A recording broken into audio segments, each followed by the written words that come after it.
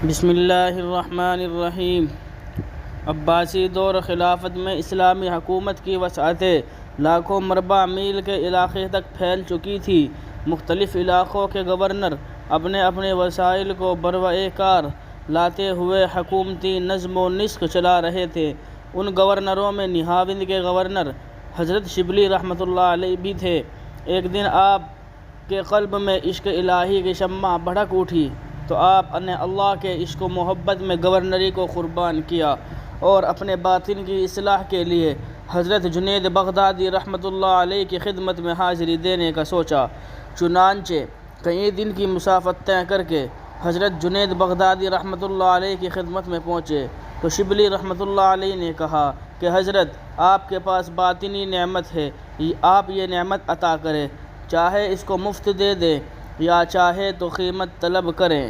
حضرت نے فرمایا کہ قیمت مانگی تو تم نہیں دے سکو گے، اور اگر مفت دے دے تو تمہیں اس کی قدر نہیں ہوگی۔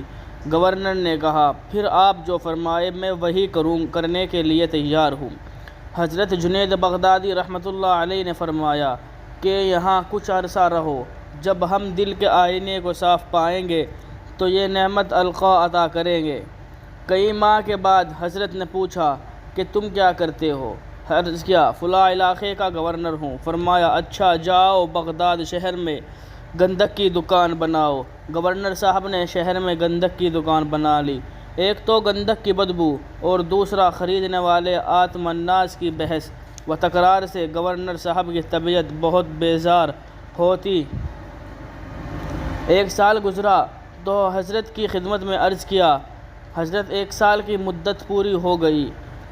حضرت جنید بغدادی رحمۃ اللہ علیہ نے فرمایا، اچھا، تم دن گنتے رہے ہو، جاؤ 1 سال دکان اور چلاؤ۔ اب تو دماغ ایسا صاف ہوا کہ دکان کرتے کرتے سال سے زیادہ عرصہ گزر گیا، مگر وقت کا حساب نہ رکھا۔ ایک دن حضرت نے فرمایا، گورنر صاحب، آپ کا 2 سال مکمل ہو گیا۔ عرض کیا، پتہ نہیں۔ حضرت نے کہا، کشکول ماتھے پر رکھو اور شہر میں بھیک مانگو۔ گورنر صاحب حیران رہ گئے۔ حضرت نے فرمایا، اگر نعمت کے طلبگار ہو تو حکم کی تعمیل کرو، ورنہ جس راستے سے آئے ہو ادھر سے واپس چلے جاؤ۔ گورنر صاحب نے فرمایا، کشکول ہاتھ میں پکڑا اور بغداد شہر میں چلے گئے۔ چند لوگوں کو ایک جگہ جمع دیکھا اور ہاتھ آگے بڑھا دیا کہ اللہ کے نام پر کچھ دے دو۔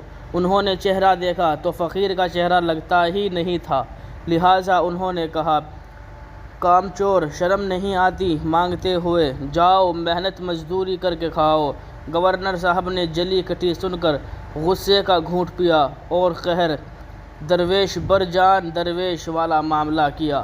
عجیب بات تو یہ تھی کہ پورا سال درویزہ گری کرتے رہے، کسی نے کچھ نہ دیا، ہر ایک نے جھڑکیاں دی۔ یہ باطنی اصلاح کا طریقہ تھا۔ حضرت جنید بغدادی رحمۃ اللہ علیہ کو گورنر صاحب کے دل سے عجب اور تکبر نکالنا چاہتے تھے۔ چنانچہ 1 سال مخلوق کے سامنے ہاتھ پھیلا کر گورنر صاحب کے دل میں یہ بات اتر گئی کہ میری کوئی وقعت نہیں، اور مانگنا ہو تو مخلوق کے بجائے خالق سے مانگنا چاہیے۔ پورا سال اسی کام میں گزر گیا۔ ایک دن حضرت جنید بغدادی رحمۃ اللہ علیہ نے بلا کر کہا کہ گورنر صاحب، آپ کا نام کیا ہے؟ عرض کیا، شبلی۔ فرمایا، اچھا، اب آپ ہماری محفل میں بیٹھا کریں۔ گویا 3 سال کے مجاہدے کے بعد اپنی مجلس میں بیٹھنے کی اجازت دی، مگر شبلی رحمۃ اللہ علیہ کے دل کا برتن پہلے ہی صاف ہو چکا تھا۔ اب حضرت کی ایک بات سے سینے میں نور بڑھتا گیا اور آنکھیں بصیرت سے مالا مال ہوتی گئی۔ چند ماہ کے اندر احوال و کیفیات میں ایسی تبدیلی آئی کہ دل محبت الہی سے لبریز ہو گیا۔ بالآخر حضرت جنید بغدادی رحمۃ اللہ علیہ نے ایک دن بلایا اور فرمایا کہ شبلی، آپ نہاوند کے علاقے کے گورنر رہے ہیں، آپ نے کسی سے زیادتی کی ہوگی، کسی کا حق دبایا ہوگا، آپ ایک فہرست مرتب کریں کہ کس کا حق آپ نے پامال کیا ہے۔ آپ نے فہرست بنانا شروع کی۔ حضرت کی توجہات تھی، چنانچہ 3 دن میں کئی صفحات پر مشتمل طویل فہرست تیار ہو گئی۔ حضرت جنید بغدادی رحمۃ اللہ علیہ نے فرمایا کہ باطن کی نسبت اس وقت تک نصیب نہیں ہو سکتی جب تک کہ معاملات میں صفائی نہ ہو جاؤ ان لوگوں سے حق معاف کروا کے آؤ۔ چنانچہ آپ نہاون تشریف لے گئے اور ایک ایک آدمی سے معافی مانگی۔ بعض نے تو جلدی معاف کر دیا، بعض نے کہا کہ تم نے ہمیں بہت ذلیل کیا تھا، ہم اس وقت تک معاف نہیں کریں گے جب تک تم اپنی دیر دھوپ میں کھڑے نہ رہو۔ بعض نے کہا کہ ہم اس وقت تک معاف نہیں کریں گے جب تک ہمارے مکان کی تعمیر میں مزدور بن کر کام نہ کرو۔ آپ ہر آدمی کی خواہش کے مطابق اس کی شرط پوری کرتے رہے، ان سے حق بخشواتے رہے، حتیٰ کہ 2 سال کے بعد واپس بغداد پہنچے۔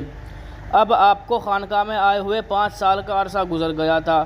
مجاہدے اور ریاست کی چکی میں پس پس کر نفس مر چکا تھا، نکل گئی تھی باطن میں تو کے نعرے تھے۔ بس رحمت الہی نے جوش مارا اور ایک دن حضرت جنید بغدادی نے انہیں باطنی نسبت سے مالا مال کر دیا۔